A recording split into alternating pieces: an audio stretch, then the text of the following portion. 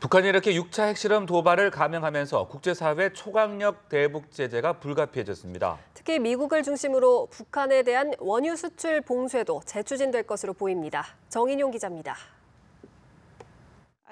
북한이 핵실험이나 장거리 로켓 발사 등을 감행할 때마다 국제사회는 대북 제재로 대응해왔습니다. 2006년 북한의 첫 핵실험 뒤 지금까지 모두 8차례에 걸쳐 유엔 안보리의 대북 제재 결의안이 나왔습니다.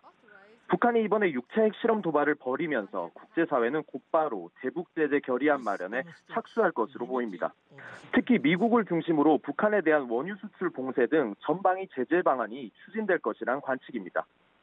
최근 북한의 ICBM급 미사일 발사에 따른 제재안을 논의하는 과정에서도 원유 수출 봉쇄가 추진됐지만 중국의 반대로 무산된 것으로 알려졌습니다. 북한이 수입하는 원유는 약 90%를 중국에 의존하고 있습니다. 중국은 대북 원유 공급을 차단할 경우 북한 체제가 붕괴할 가능성이 커져 자신들에게도 이익이 되지 않는다고 판단했던 것으로 보입니다. 유엔 안보리 가장 최근 대북 제재 결의안은 이달 초 나온 2371호입니다. 북한의 핵미사일 개발에 투입될 수 있는 자금줄을 차단하는 게 핵심 내용입니다.